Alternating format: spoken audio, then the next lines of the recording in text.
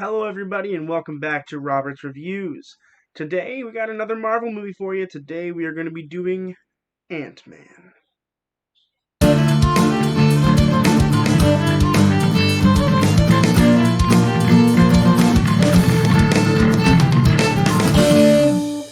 Ant-Man came out in 2015. It was directed by Peyton Reed, and was written by Edgar Wright, Joe Cornish, Adam McKay, and Paul Rudd, which is way too many people for one screenplay, but whatever, that's a different day. Before we jump into the review, got a couple announcements for you. For one, I'm sorry about the video quality. I don't know why it's so bad. It's the same computer, so it shouldn't be this bad. I'm considering buying a webcam. If I do buy a webcam, I'm going to wait till I get my job back, which is Saturday, so probably next week. Hopefully the video quality will be a little bit better, but no promises. I don't know how the audio is here, but if you do hear random noises and baby cries and people yelling, that's my family.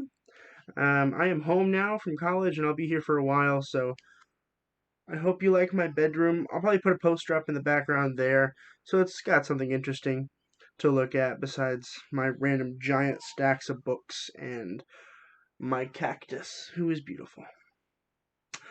With that being said, I hope you still continue to watch my videos. I hope you're here for the content and not how good the quality of the video itself is, although hopefully the quality will increase as well. We will see how that goes. I think it'll be alright. I think we will end up getting brain hurts. We will end up getting a webcam at some point. I am shaving in about a week, so I'm looking forward to it. Probably just about as much as you are. But without further ado, let's get right into the review today. So Ant-Man. First I'll tell you what Ant-Man's about, and then we'll go on to my review. It's gonna be an interesting review, I think. But basically what happens with Ant-Man is just this criminal who just gets out of jail finally, and he's trying to get his life back together when he breaks into this guy's house because he needs money, so he breaks into the house. He heard that there's a safe there, so he breaks into the house. And he finds the Ant-Man suit, and he discovers that if he puts on the suit and he presses the button on his hand, he shrinks down to an ant, and he has superhuman strength.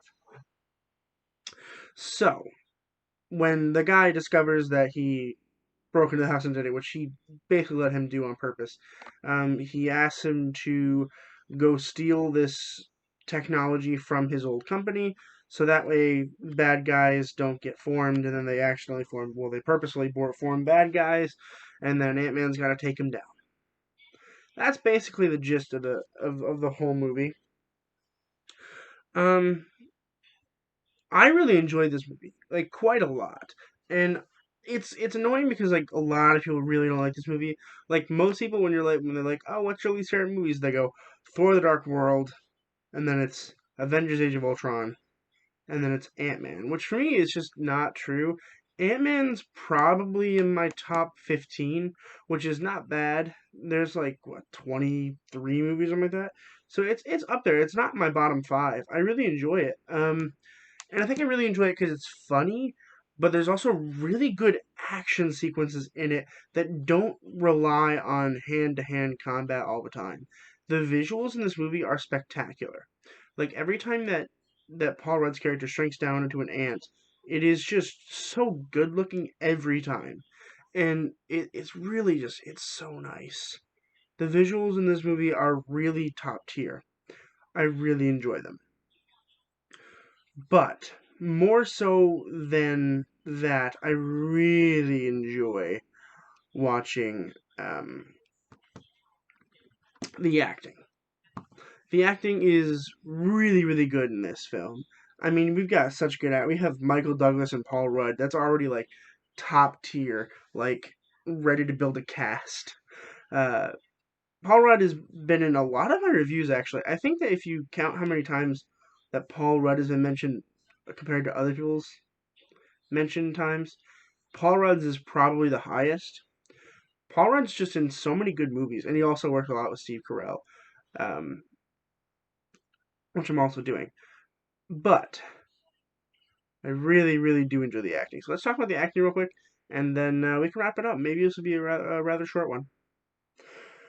So Paul Rudd plays Scott Lang or Ant-Man. Really, really good choice for a superhero. Obviously, Paul Rudd's a part of it at some point because Paul Rudd's a part of everything. Um, and I think that they really did choose a good one for him to be. They probably could have chosen to be almost any of the main characters, but I'm really happy they chose him to be Ant-Man because it makes sense. Like, he's just funny, he's out there, but he's good at playing those serious characters that are accidentally funny. Like, he's not funny on purpose. Like, he doesn't say these funny things on purpose. They're just funny on accident.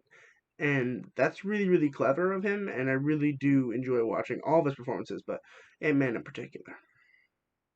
Michael Douglas as Dr. Hank Pym. Yes, please give me more Michael Douglas. I love Michael Douglas. I really, really do. Michael Douglas is just such a good actor, and it's the same in this one. He's just so serious and so funny, and it really plays well with Hank Pym. And I really, really did enjoy um, that particular aspect of his acting. Was he's just so serious, but he's so funny. Him and Paul Rudd together is like a match made in heaven, in my opinion. Evangeline Lilly plays Hope Van Dyke, and she is Hank Pym's daughter, who's kind of mad at him for a variety of reasons, but mainly because he hasn't told her how his wife died, which is her mother. And eventually they learn that. I'm not going to spoil it in case you haven't seen it, but hopefully you watch this movie before we go over Ant-Man and the Wasp, because we really have to dig into it then. But that'll be probably like a year away. That's so far away. Um, she was okay. I didn't like super love her in this film. I didn't hate her at all. Like, it's not that she did bad. It's just I don't think she did as well as the others did. And that might just be the character's writing because she's not as important as the other characters. But maybe it's just she's not perfect. I mean, not everybody has to be perfect. Her acting was just it was fine. I mean, it was good acting. It's just I didn't really like her character like almost at all, which kind of sucks. But you know, happens sometimes. Corey Stoll plays Darren Cross or Yellow Jacket. He's the bad guy that takes over Hank Pym's lab and builds the Ant-Man tech into a villainous character. And then they go after Scott Lang's family, and it's a big mess. Well, little mess. See what I did there? Overall, not great, not awful. Didn't hate it, didn't love it. It was fine. It's not my favorite bad guy. In fact, that's a big negative in my opinion. Is this bad guy just kind of sucks? Um, there's a lot of weird things that happen. Like you would think that he would have died in like the falling in the briefcase, falling from the helicopter or whatever. They both should have just died right there. There's no way they lived through that. And I don't know, just the whole villain and the whole continuity between the villain and the good guys, it didn't mix very well in my opinion. That's a really big problem in my opinion. We need to have good villains if we're gonna have good superhero movies. And this is a good superhero movie because I enjoy it. It's funny, it's action packed, it's got good stuff. But the villain quality just went down. And I think that people really do enjoy Ant-Man. I think they just didn't like the movie as much because of the negative impact that the villain had, and that's possible. But I'm not going to talk here off for too long. I'm going to give this movie a B, and a lot of that has to do with the fact that it's just not an A because the villain was really just not good. It just wasn't entertaining enough for me to watch. I don't like the second one, I think, as much, but I'm going to rewatch it before I do a review, of course, and we'll see how that goes. So, again, I apologize for the lack of good video and audio quality. Hopefully in the future, at some point, it will get fixed. Stay tuned for that. Hopefully it will. I'm going to look into getting webcams. Black Friday's coming up. It'll be way past Black Friday when this comes out. Actually, not way past. It'll be that Monday. I'm kind of behind on shooting videos, but um, hopefully the audio quality and the video quality will get better. We will see how it goes. Um, if anybody has any suggestions on what I should do, I mean, you can tell me anyway. I might not get it by the time I buy the webcam, but maybe I will. So throw it in the comments. Also, throw in the comments what you want me to review next. I have a list back there. See those sticky notes? There's 4 of them. My microphone's in the way. See those? those are just the requests that are coming up next. There's a lot of requests, so keep filing them in, and I'll keep throwing them on the board, and we'll get things going, all right? And in the meantime, like, subscribe, follow my Instagram, Facebook, Twitter, all that stuff to keep updated. I don't post a lot on Instagram or Twitter because it's not accessible to me. I'm not very good at them. I'm much better at Facebook. So make sure you guys are hopping on there and typing things up. You're more than welcome to post in that group chat, and I will definitely be more than happy to respond. We can start some comment threads, whatever you want to do. So make sure you do that. Make sure you subscribe. I know a lot of you are not subscribed. And in the meantime, just keep watching movies, stay educated, and I'll see you guys in the next video.